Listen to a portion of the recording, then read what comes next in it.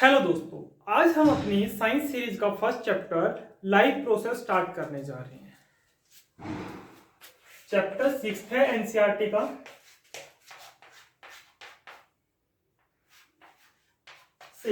Life process.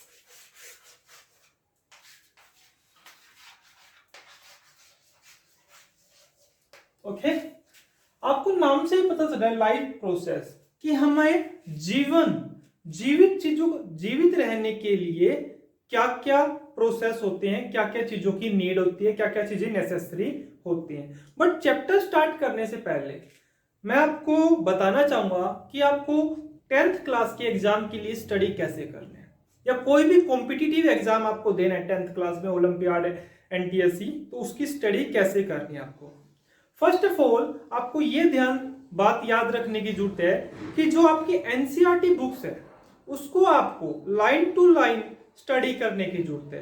अगर आप NCERT book को ही, केवल एनसीईआरटी बुक को ही लाइन टू लाइन स्टडी करते हैं तो आप अच्छा स्कोर नहीं, बेस्ट स्कोर कर सकते हैं किसी भी एग्जाम में। आपको अदर कोई बुक पढ़ने की कोई जरूरत नहीं है।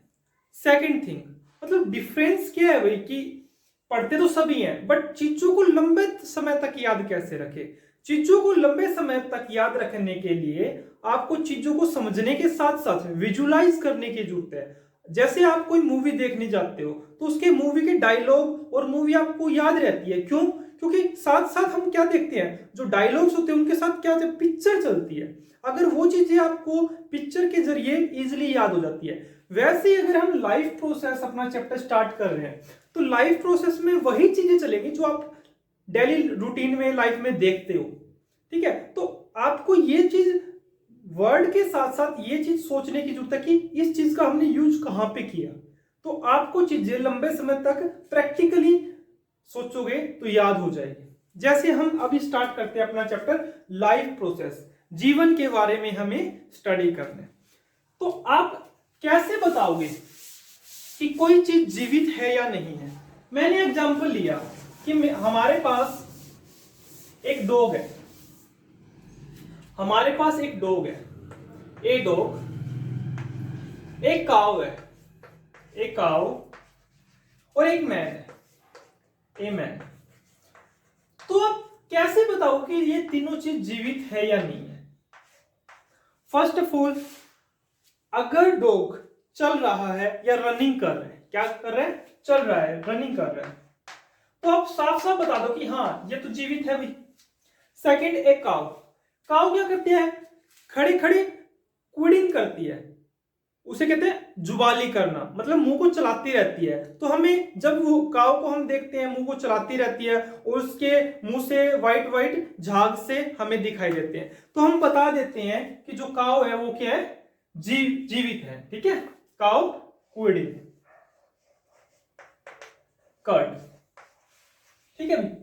तीसरा, ए मैन, एक मैन है, आदमी है, वो स्ट्रीट में खड़ा होके साउटिंग कर रहा है, चिल्ला रहा है, तो हम बता रहे कि अभी जो चिल्ला रहा है अगर, तो ये क्या है, जीवित है। लेकिन अगर हम कुछ और चीजें देखें, अगर ए डॉग है, काऊ है या मैन है, वो सोए हुए हैं, तीनों के तीनों क्या हुए, स्लीपिंग है, स्लीप कर रहे हैं, तो हम कैसे बताएंगे, सूते सूते को देख के कैसे बताएंगे कि जीवित है या नहीं है। वो हम देख के बताते कि अगर कोई आदमी, काऊ है, डॉग है, अगर वो ब्रीथ कर रहा है, ब्रीथिंग ले रहा है, सांस ले रहा है, तो हम ये देख के पता चला लेते हैं जो चीजें सांस लेती है भाई वो क्या होती है, जीवित होती है। फिर हम कुछ प्लांट्स के बारे में बात करते हैं। अब भाई जो प्लांट्स होते हैं, आपने काऊ के बारे में बता दिया, डॉग के बारे में बता दिया, मैन के बारे में, बट जो क्या होते हैं अपने प्लांट्स होते हैं वो तो एक जगह पे खड़े रहते हैं, तो उनको हम कैसे बताएंगे भाई ये जीवित है या नहीं है। तो हम उनको, कोई प्लांट्स की अगर हम बात करें, प्लांट्स, जो प्लांट्स होते हैं वो टाइम के साथ क्या करते हैं, एक तो ग्रो करते हैं, टाइम के साथ क्या करते हैं, ग्रो करते हैं, ग्रोथ करते हैं। दूसरा कैसे बता सकती हैं, जो प्लांट्स होते हैं ना वो ग्रीन होते हैं, क्या होते हैं, ग्रीन। जो प्लांट्स होते हैं वो होते हैं ग्रीन। तो अगर कोई प्लांट ग्रोथ कर रहा है और ग्रीन है तो हम ये देख के बता सकते हैं कि वो क्या है, जीवित है। ओके, और कुछ चीजें ऐसी भी होती है जैसे मॉलिक्यूल्स होते हैं, जैसे वायरस होते हैं। तो भाई जो प्लांट्स होते हैं ना, जरूरी नहीं है कि जो प्लांट्स एनिमल्स होते हैं उनकी ग्रोथ से ही हम ये पता लगा सके कि ये लाइव है। कुछ प्लांट्स और एनिमल ऐसे भी होते हैं जिनकी ग्रोथ हम विजुअल नहीं होती, दिखाई नहीं देती, बट फिर भी वो क्या होते हैं, अलाइव होते हैं। अब हम बात करेंगे जो लाइफ प्रोसेस है ना, लाइफ प्रोसेस, उसमें मॉलिक्यूल्स की मूवमेंट जो होती है, मॉलिक्यूल्स की मूवमेंट वो जरूरी क्यों है भाई? अब देखो, जो भी बॉडी होती है, जैसे ह्यूमन बॉडी है या प्लांट्स है या एनिमल्स है, वो सभी क्या होते हैं, कार्बन कंटेनिंग मॉलिक्यूल से बने होते हैं। किससे बने होते हैं? कार्बन कंटेनिंग मॉलिक्यूल से, कार्बन कंटेनिंग एटम से या मॉलिक्यूल से मिलकर बने होते हैं भाई।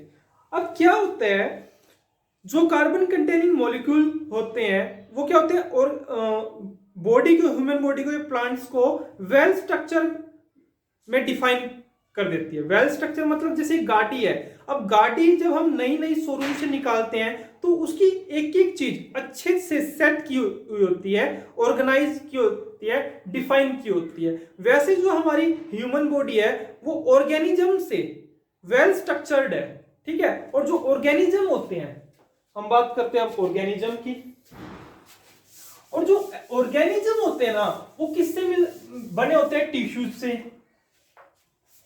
जो बॉडी होती है ह्यूमन बॉडी लाइफ प्रोसेस की, ऑर्गेनिज्म से बनी होती है,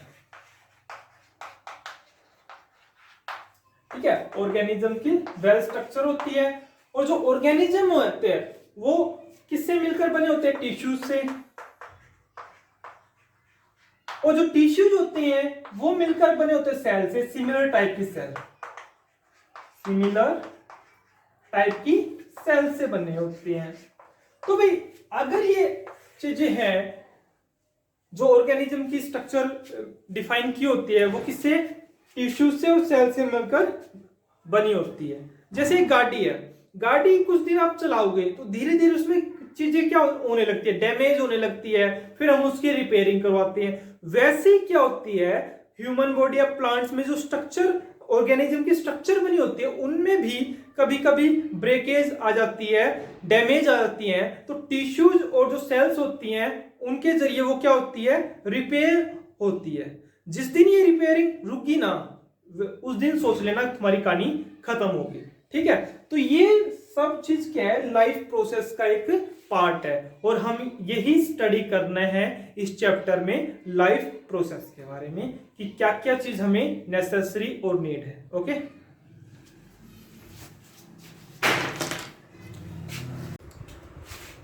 अब हम बात करेंगे व्हाट आर लाइफ प्रोसेस, कि भाई लाइफ प्रोसेस होता है क्या है। लास्ट लेक्चर में भी मैंने बात करी थी, जो हमारी बॉडी की स्ट्रक्चर होती है वो ऑर्गेनिज्म से मिलकर बनी होती है, और जो ऑर्गेनिज्म है उनमें क्या होती है, ब्रेकडाउन होती रहती है, डैमेज होती रहती है सेल्स, तो उनके को मेंटेन रखना, ऑर्गेनिज्म को, ब्रेकडाउन को मेंटेन रखना, डैमेज को रिपेयर करना ही क्या कहलाता है, हमारा लाइफ प्रोसेस कहलाता है। क्या? ऑर्गेनिजम्स में जो डैमेज होती है, जो ब्रेकडाउन होते हैं, उनको मेंटेन रखना, उनको रिपेयर करना ही क्या कहलाता है, लाइफ प्रोसेस। अब देखो भाई, these maintenance process are needed and break down energy. अब किसी पार्ट ऑर्गेनिज्म की स्ट्रक्चर में अगर कुछ ब्रेक डाउन हो जाती है तो ब्रेक डाउन को रिपेयर करने के लिए क्या जरूरत पड़ेगी, एनर्जी की जरूरत पड़ेगी। और एनर्जी हमें कहां से मिलेगी? अब बॉडी से तो मिलेगी नहीं, बॉडी के आउटसाइड से मिलेगी। मतलब जो हम फूड खाते हैं, जो फूड होता है, जो खाना होता है हमारा, उससे हमें एनर्जी मिलती है, ठीक है। तो जो ऑर्गेनिज्म की ग्रोथ है, या फिर मेंटेनेंस के लिए, या फिर रिपेयरिंग के लिए हमें एनर्जी की नीड होती है, और वो एनर्जी हमें मिलती है फूड से। कहां से मिलती है? फूड से, बॉडी के आउटसाइड से। और इस कंप्लीट प्रोसेस को हम कहते हैं न्यूट्रिशन। किसी ऑर्गेनिज्म की ग्रोथ के लिए, ठीक है, मेंटेनेंस के लिए जो रिक्वायर्ड एनर्जी की रिक्वायरमेंट होती है, प्रोसेस होता है, उसे कहते हैं न्यूट्रिशन। ओके, तो हमने ये चीज पढ़ ली है कि जो न्यूट्रिशन होता है वो हमें फूड से मिलता है, बॉडी के ऑर्गेनिज्म को जो डैमेज होती है उसको रिपेयर करने के लिए। ठीक है, अब हम पढ़ेंगे आगे। If the body size of the organism is to grow, additional raw material is required for the outside the body. अगर हमारी बॉडी में किसी ऑर्गेनिज्म की ग्रोथ के लिए क्या जरूरत होती है, हमें बॉडी के आउटसाइड से रॉ मटेरियल, मतलब रॉ मटेरियल जो हमारे पास है, जो जिस हम रॉ मटेरियल की बात कर रहे हैं वो हमारे पास है फूड। हम फूड की बात कर रहे हैं भाई। जो फूड होता है वो रॉ मटेरियल होता है किसी भी ऑर्गेनिज्म को, हमारी बॉडी में जो ऑर्गेनिज्म होते हैं उनकी ग्रोथ के लिए।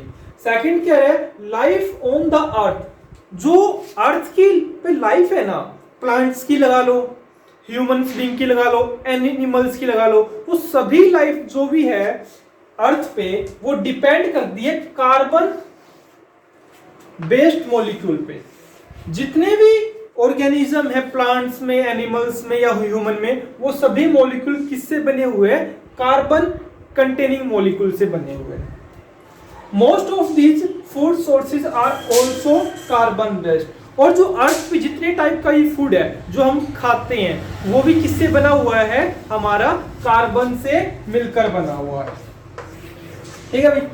नेक्स्ट हमारा the complexity of those carbon sources, different organism can them use different kind of nutrition process. कह रहा है कि जैसे हमारी बॉडी में अलग अलग प्रोसेस है ऑर्गेनिज्म की, जैसे रिस्पायरेशन, डाइजेस्टिंग, ठीक है, एक्सपायरेशन, ये सभी जो प्रोसेस है उनके लिए अलग अलग न्यूट्रिएंट्स की जरूरत होती है। क्या कह रहा हूं मैं, जो हमारी बॉडी के ऑर्गेनिज्म के फंक्शन है, अलग अलग फंक्शन के अलग अलग न्यूट्रिशन की जरूरत होती है। जैसे रिस्पायरेशन होता है, उसके लिए ऑक्सीजन की हमें नीड होती है, ठीक है। कुछ chemical oxidising reducing agent, chemical reactions होती है जिनके थ्रू हमें न्यूट्रिशन मिलते रहते हैं। अब इन सभी प्रोसेस को हम डिटेल में स्टडी करेंगे।